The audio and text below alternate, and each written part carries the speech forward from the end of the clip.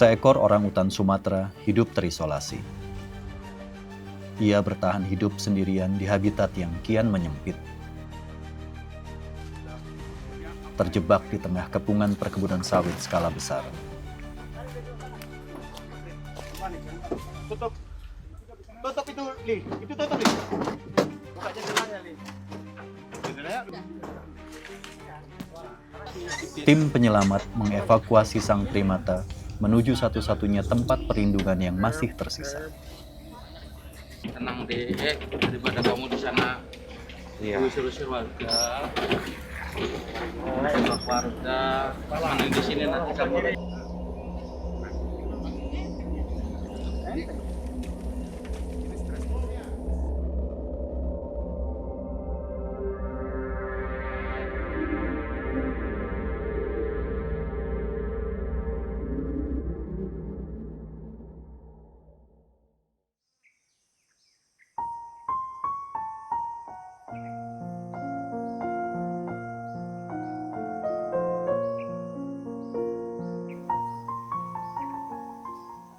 Ini adalah salah satu benteng terakhir di Pulau Sumatera, Gunung Leuser.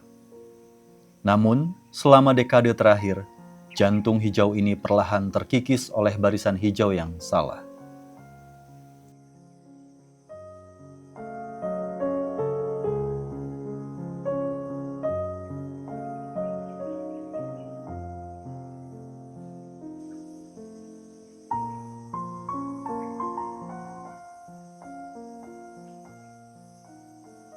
Kepentingan ekonomi telah mengoyak benteng hijau Leuser dengan barisan sawit ilegal. Salah satunya adalah di Cintaraja, sebuah desa di Kabupaten Langkat, Sumatera Utara. Desa ini menjadi saksi perubahan besar-besaran. Hutan hujan tropis telah berganti menjadi bentang industri yang merusak ekosistem.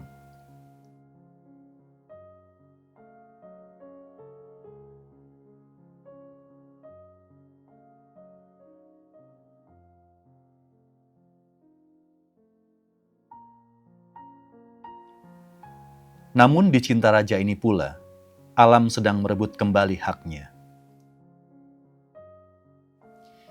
Yayasan Orang Utan Sumatera Lestari bersama Taman Nasional Gunung Leuser menumbangkan ribuan pohon sawit.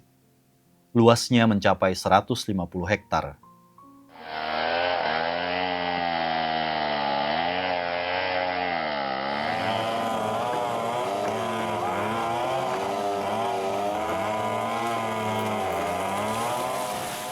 Kami memulai kegiatan pemulihan ekosistem di lokasi restorasi Cintaraja 3 ini sejak tahun 2017, tepatnya di bulan Maret.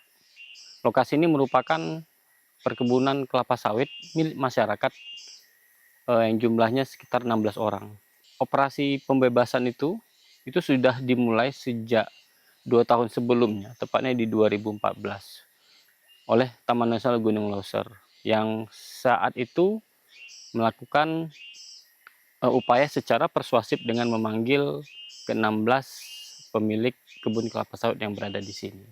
Ekosistem Leuser itu ada kawasan yang lebih dari 1 juta hektar gitu ya, yang intinya ada di kawasan konservasi bernama Taman Nasional Gunung Leuser. Nah, semua kepentingan ada di situ. Jadi kawasan ekosistem Leuser ini kayak apa ya? Kayak satu mangkok besar yang di dalamnya itu banyak sekali kepentingan yang bermain. Sementara di tengahnya itu ada kawasan konservasi. Nah, di Taman Nasional Gunung Leuser itu kita melakukan effort konservasi itu mulai dari dalam kawasannya sendiri, di batas kawasan sampai di luar. Nah, kegiatan restorasi itu dimulai pertama kali dengan melakukan analisis vegetasi. Analisis vegetasi di ekosistem referensi. Nah, dari hasil analisis vegetasi tersebut kita dapat framework spesies atau jenis-jenis yang akan kita tanam. Kemudian dari data tersebut baru kita bangun pondok restorasi, Bang. Pondok restorasi itu bukan hanya sebagai pondok jaga saja, tapi pondok pengamanan dan pondok identitas untuk restorasi ekosistem. Dan keberadaan yang sangat penting sekali. Ibarat rumah, kalau tidak dijaga, orang akan sembarangan masuk kan, Bang. Dan itulah fungsi pondok restorasi di lokasi restorasi ekosistem. Setelah pembangunan pondok, baru kita bangun nursery, kegiatan pembibitan. Pembibitan dengan melibatkan masyarakat yang bekerja, kemudian yang tinggal di lokasi restorasi. Kita undang untuk melakukan produksi bibit, pencarian bibit, kemudian kita lakukan penanaman, kita undang lagi. Jadi, semua pohon yang ada di lokasi restorasi ini ditanam sama masyarakat di sekitar lokasi restorasi. OISI menurut kami sangat luar biasa, di mana mereka membangun satu ekosistem terlebih dahulu, melakukan restorasi, dan kemudian setelah ekosistemnya jadi, habitatnya sudah sesuai dan sebagainya, sekarang mereka mulai menanam pohon langka di dalamnya. Ada beberapa jenis yang mereka memang sekarang sedang fokuskan, dan di sini kami dari Forum Pohon Langka Indonesia mencoba untuk hadir di mana menjadi teman diskusi. Apakah nanti ada jenis-jenis yang misalnya temuan baru, terus kemudian ataukah ada perkembangan-perkembangan tentang jenis-jenis tersebut yang ada di restorasi.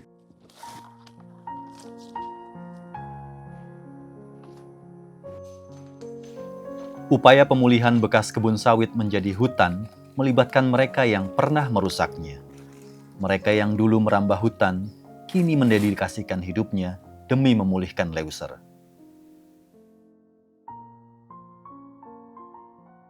Awal mula merambah daerah kelola sawit sekitar tahun 98. Udah itu pindah lagi, kenalan dari kawan, saya ikut daerah Pekanbaru itu tahun 2005.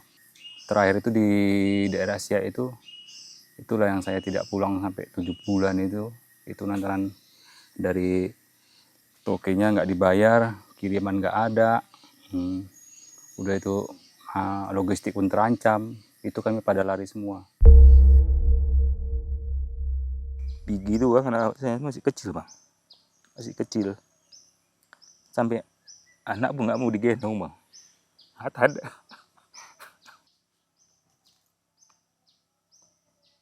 Ya saya umur 30-an saya sudah masuk hutan, udah merambah gitu. Udah legal logging ya kan, sambil membuat ladang gitu. Saya dulu memutuskan untuk masuk hutan itu karena apa? Ekonomi. Kami sengaja ambil itu untuk makan, untuk cari segala macam hal. Karena saya beladang sudah tidak bisa, kami beladang tidak bisa lagi, karena sudah diambil sama TNGL. Kenapa ini yang masuk TNGL, kok nggak diambil sama TNGL? Pada saat itu kami membangkang bahwasanya kami tetap berladang. Kalau orang kami pun berhenti, berarti perusahaan itu harus berhenti. Jangan ada itu kebun sawit lagi. Kenapa? Kecemburuan sosial itu pasti ada. Karena perusahaan bisa masuk di dalam suatu wilayah hutan yang terlarang, TNGL. Kami masyarakat hanya 1 hektar 2 hektar itu ditangkap.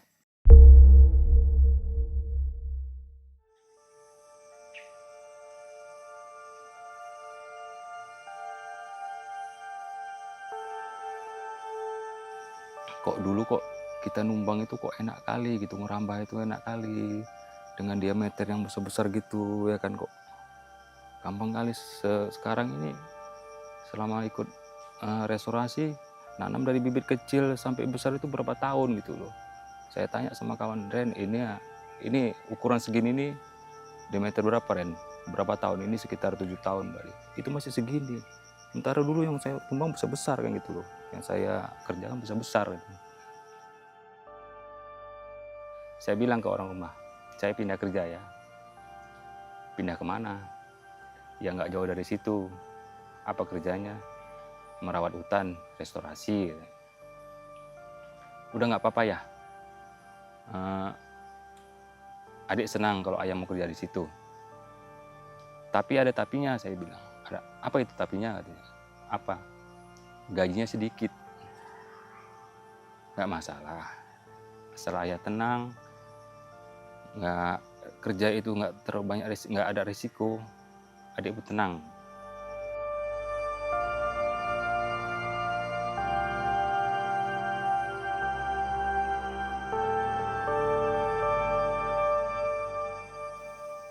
Pulihnya cinta raja membawa perubahan besar bagi satwa liar.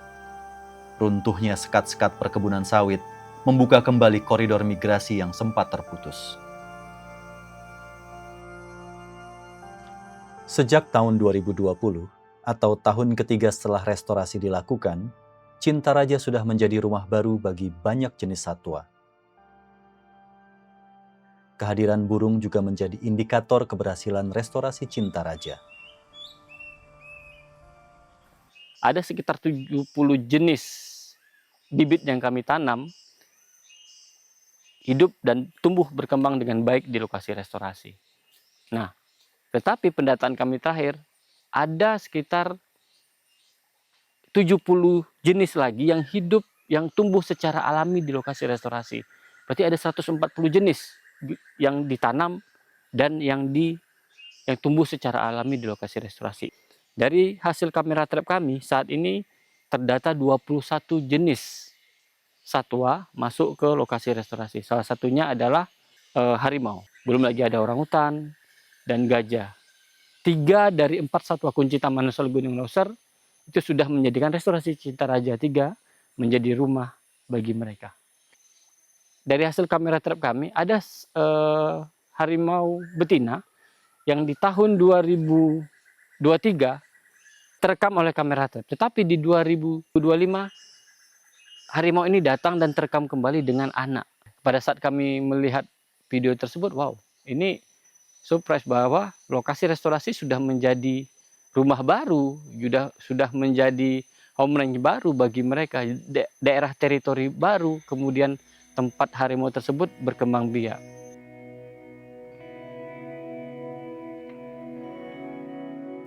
Keberhasilan itu tidak bisa dilakukan sendirian. Para perempuan yang hidup di pinggir Taman Nasional ikut dilibatkan dalam menjaga hutan.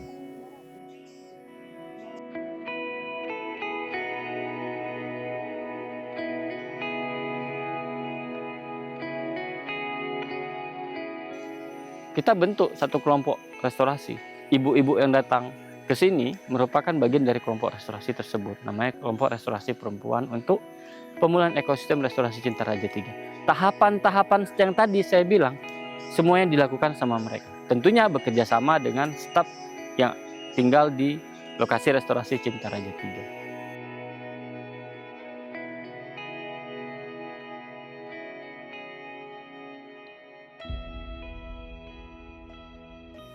Kayak aku ya besok kalau anakku besar ya aku bawa ke sini, aku tunjuki ini hari itu mama kerja di sini.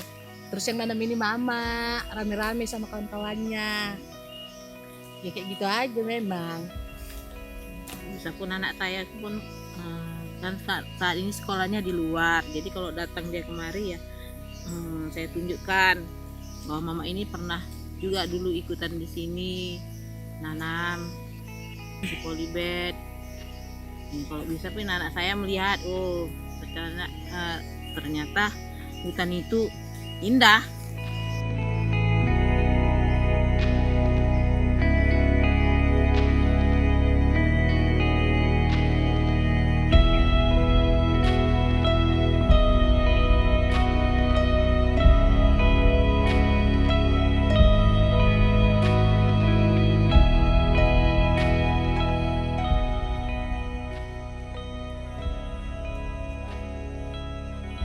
Perjuangan di Cintaraja hanyalah 1 detak jantung. Semangat ini menjalar, membangkitkan kesadaran anak muda di sepanjang garis batas Leuser. Karena hutan yang pulih berarti air yang mengalir dan udara yang bersih bagi mereka.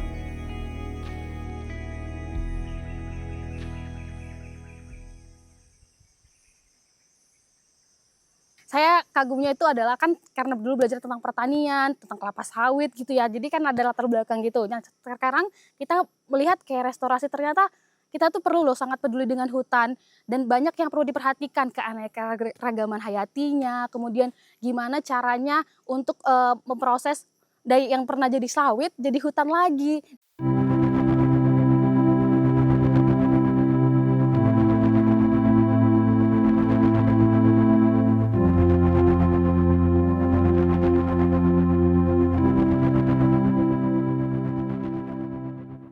Ketika kita bicara satwa-satwa penting, orangutan misalnya. Orangutan itu hanya 3 spesies di dunia. Satu spesiesnya ada di Taman Nasional Gunung Leuser, di sekitar Gunung Leuser ya.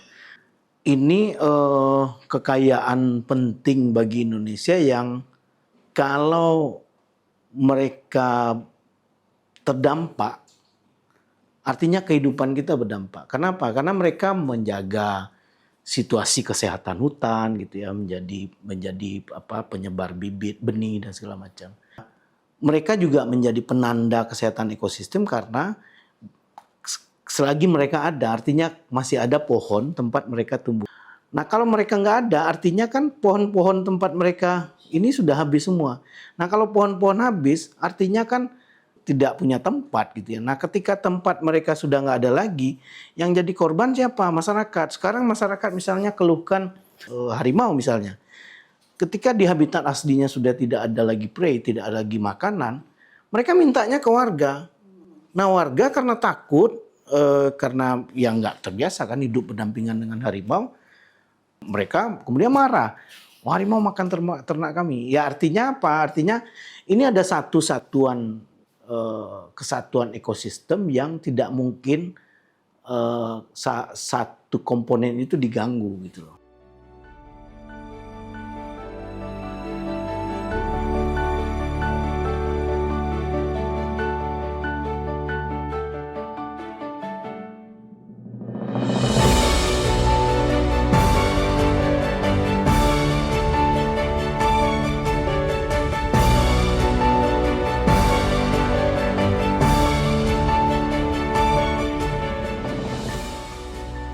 Alam memiliki kekuatan luar biasa untuk menyembuhkan diri jika kita memberinya kesempatan.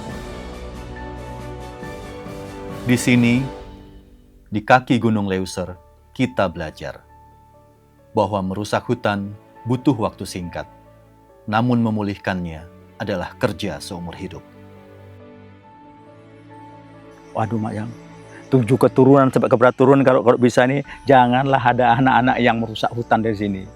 Di lahan saya itu ada saya hutan kan, untuk mengenang inilah mengembalikan apa yang ada gitu.